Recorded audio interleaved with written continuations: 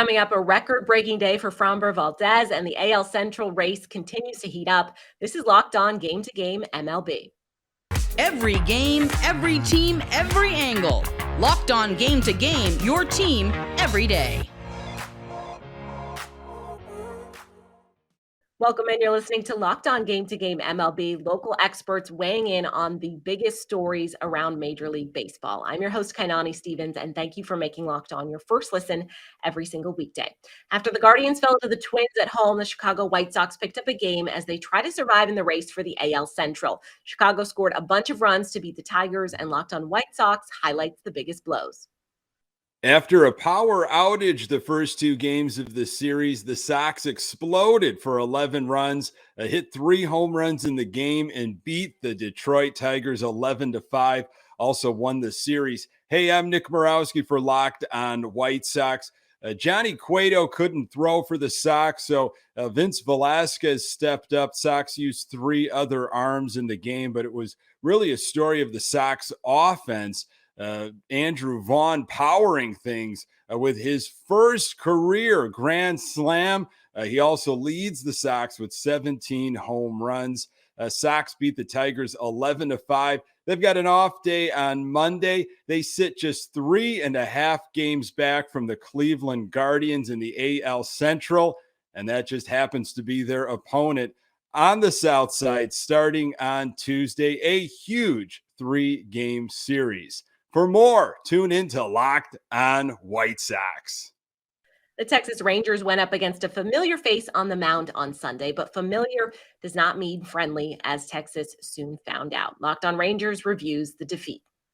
Rangers lose to a pitcher they drafted in the 30th round and gave up on just a bit too early. Texas drops the series finale 5-3 in Tampa Bay and loses 2 out of 3 games against the Rays. I'm Bryce Patrick, host of the Locked On Rangers podcast. There's not a whole lot going offensively or pitching-wise for this Rangers team in this one. Just a couple of nice little milestone moments. A 3rd home run for Josh Young in his young Major League career. And Corey Seeger hit his 31st home run of the season. He now holds the record for the most home runs by a primary shortstop who is left-handed. Only left-handed, not switch hitting, but a nice little thing that he did. Took that from his teammate, Brad Miller, who did that with this Rays team back in 2016. Not a great day for Glenn Otto. Went 3 1/3 innings, allowed 4 runs, all of which were earned. He didn't walk anybody, so that was nice, but other than that, not a whole lot of things to point to of things that he did well. Not a great outing for Brock Burke. Allowed 1 run, which was earned, and a pair of walks. He walked in a run. Just not a great day for the Rangers overall. Weren't quite able to do enough. And Jeffrey Springs, the former 30th round pick of the Texas Rangers, dominated, did really well in this one. Has transitioned to a starter and done really nicely in Tampa Bay. And it was finished off by a guy who the Rangers traded and gave up too early on as well in Pete Fairbanks. For more, check out the Locked On Rangers podcast. In the NL East, the Atlanta Braves are battling for the division while the Phillies fight for a wild card spot, with both races close as can be. Locked On Phillies recaps the matchup between the two teams on Sunday. And that's a final from Atlanta. The Philadelphia Phillies lose 5-2 and get swept by the Atlanta Braves. Connor Thomas, your host of Locked On Phillies. I said going into this series that I wanted to see the Phillies be competitive and steal one game down there in Atlanta. They didn't steal the game. And they weren't as competitive as I would want them to be. For this being the matchup right now in the wild card matchup for the playoffs, meaning that the Phillies would have to go to Atlanta for 3 games all on the road if the playoffs started today. Yeah, it's not very confidence-inducing for Philadelphia Phillies fans. Here's what I'll tell you. Relax, the Phillies are still fine. They're still going to make it in. They're still a playoff team. And Atlanta has to come to Philadelphia for 4 games this coming week. We'll see what they look like on the road. See how much it compares to what they just looked like at home, because they look really darn tough at home. And the Phillies are going to have to go there in the playoffs if it ends like it ends right now in the standings. Still, though, this is a bump in the road, but not a panic button issue. We'll talk more about it on the next episode of Locked On Phillies. Check it out wherever you get your podcasts. The Baltimore Orioles really going to need some help in the last couple of weeks if they want to snag a wild card spot in the American League. But they got a useful win against another team hoping for the same thing in the Blue Jays. Locked On Orioles goes over Baltimore's late comeback. Well, it was certainly looking like it was going to be an absolutely horrendous weekend for the Orioles. They were 3 outs away from being swept in the Sunday game by the Blue Jays, having their playoff hopes pretty much completely dashed. And then a little Oriole magic came back on Sunday. Connor Newcomb here, host of Locked On Orioles, as the O's win the finale 5-4 in Toronto on Sunday to salvage Game 3 and avoid the sweep. And obviously the big thing is they come into the ninth trailing 3-2, and the Orioles put up a 3-run ninth off one of the best closers in baseball, Toronto's Jordan Romano. They scored 2 runs before there was even an out on the board in the ninth. Felix Bautista closes it down. And just when we thought this Orioles offense had basically rolled over and it was just done, completely done for the year, it puts in one more little ninth inning rally, showing some life and showing that they still have some fight left in them with 17 games remaining and still just 4 games out of a playoff spot. But I'll recap all the weekend action from Toronto on Monday's episode of the Locked On Orioles podcast. The Guardians lead the AL Central, but 2 teams sit right behind them in the standings, and there aren't good hopes for a wild card if Cleveland doesn't win the division. After losing ground on Sunday, Locked On Guardians recaps the matchup with the chasing Twins. Am I supposed to get upset that the Guardians offense laid a big egg on Sunday? Big picture, they took 3 out of 4 from the Twins. The magic number is just 15 games. 3 out of 4 is the best outcome.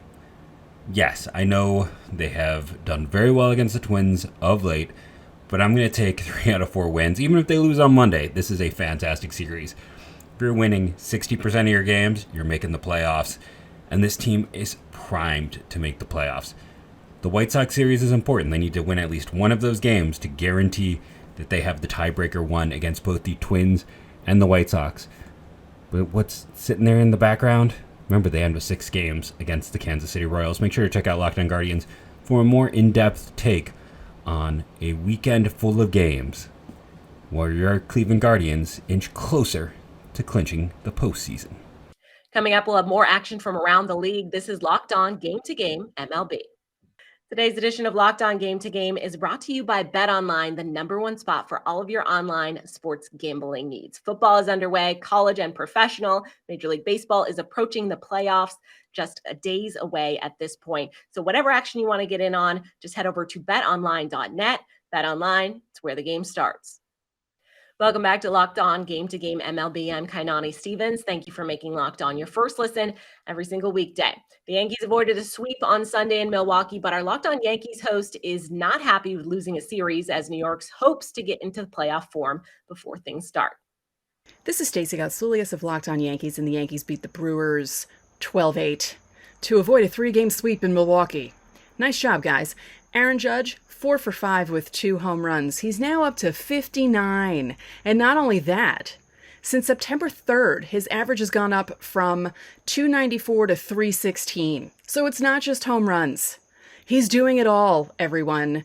And he's close to overtaking the lead in the batting title, which would give him the Triple Crown. Now, there are a bunch of games left. Anything can happen. But what we're watching from Aaron Judge is amazing. So if you live in the New York area and you have the means to do so, get your bums to Yankee Stadium this next week. It's a long homestand. You might witness history. I'll have a full recap of this game on the next Locked On Yankees, and I have some thoughts about the MVP debate because there are lots of thoughts from lots of people, and I have thoughts too, so tune in. We've been telling you about Framber Valdez's streak of quality starts pretty much all season long because that's how long it's been, since April, and an unprecedented 25 games in a row. Locked On Astros has the details on this record-setting performance. Hey boys and girls, H-Town Wheelhouse here with Locked On Astros, and the Astros with a drumming of the Oakland Athletics. No, not the drums from Oakland Alameda County Stadium or Rickey Henderson Field, whatever they call it, but in Minute Maid Park. It was absolutely beautiful. And Framber Valdez had a no-hitter going through 4 innings. He would last 6 innings, would have 7 strikeouts, and qualify for another quality start, beating Jacob deGrom's Major League all-time record of 25 consecutive quality starts. That makes 26 total on the year, 25 in a row. Yordan Alvarez hit 2 doubles, missed 2 home runs by 4 feet, maybe less. Martin Maldonado was 4 for 4 today, had a home run, just looked like fire at the plate, and this team looked like the league-leading Houston Astros. They go into Tampa. They're going to be doing some piggyback starting. We're going to talk about that on the latest Locked On Astros. Make sure you check us out on Apple, Google, Spotify, or Odyssey, and subscribe to our YouTube channel. Remember, we're your team every day. Go Stros. The Reds have been out of it for a while, and the Cardinals have held a firm grip on the NL Central for a bit as well, but Cincinnati managed to upset the soon-to-be division winners on Sunday. Locked On Reds has the story from St. Louis.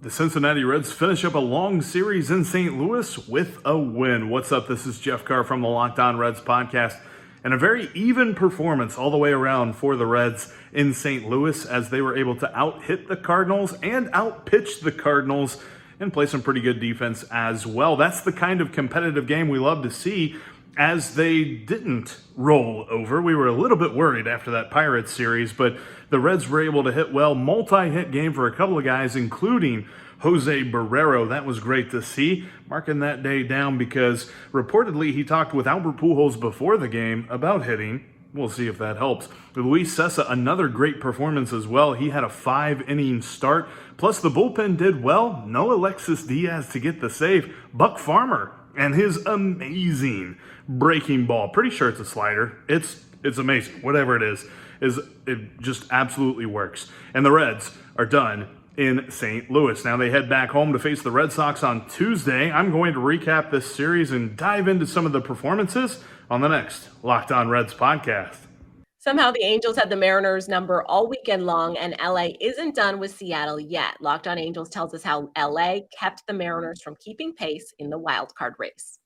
Well, if you're not going to make the playoffs, the second best option is to play spoiler against a division rival, and the Halos are doing that this weekend. Hey, everybody, it's Mike Frisch, one half of Locked On Angels. The Halos are playing Seattle in Anaheim, and it's a 4-game wraparound series. Started on Friday, ends on Monday. And the Halos have taken the first 3 games in this series, and they've done it in a really dominant way. They have pitched really well, they've hit really well, and on Sunday, they beat the Mariners 5-1. Reed Detmers got the win, but the biggest news was that Luis Rengifo hits 2 home runs in this game, and Livan Soto, he was a minor league guy in AA. They call him up to play in the infield. He hits his first major league home run and helps the Halos get a victory and shut down the Mariners, who are trying to get to the wild card. But just like last year, the Halos are trying to knock them out of the playoffs and keep their drought alive. And this is what happens when you don't have a team that's really great and they're going to the playoffs. You root for them to beat those rivals. And the Halos have done that this weekend against the Mariners. And John and I are celebrating all of it on Locked On Angels. We hope that you'll join us. The Rockies jumped out to an early lead against the Cubs on Sunday and did not look back, holding on at the end to beat Chicago by a run. Both Locked On Rockies and Locked On Cubs have more about the series finale. Rock on Rockies fans, welcome into the Locked On Rockies podcast. Well, hey, a nice little series in Chicago. The Rockies come alive on offense early. I mean, could you believe it? A crooked number by the road Rockies in the first inning. Something we really haven't seen at all this year. The Rockies put up a nice performance against the Cubs, especially when they come back and have to hold on, basically. And after the Cubs start putting things together and start launching the ball, lots of strikeouts again there. A huge issue for the Rockies continue, but the Rockies improved to 64-82. What's up next? It's just all division baseball from here on out. The Rockies get to go home for the last time here of the season. Big, relief for them, I'm sure, getting to play a little bit at home, but lots of baseball left for the Rockies, and they got to do a ton of it on the road. But series win on the road, I think I read on Twitter today, it's something like the 3rd road series win for the Rockies this season. Not good, but win's a win. We'll be talking about it all right here on Locked On Rockies. Cubs unfortunately lose this series and lose the finale today 4-3 against the Rockies. Javier Assad did not pitch well for the first time in a Cubs uniform. Cubs are running out a lot of different lineup combinations right now and struggling to produce offensively.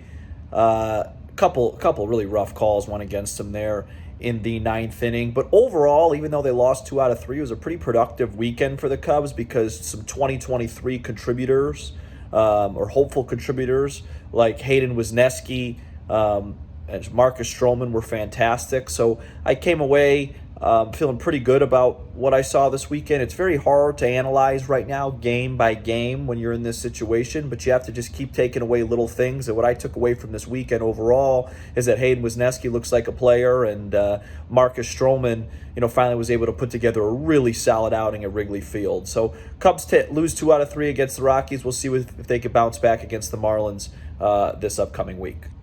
That's all for today on Locked On Game to Game MLB. Thank you for making Locked On your first listen every single weekday. Make sure you go check out your team's Locked On podcast and subscribe to Locked On MLB on YouTube and wherever you get your podcasts.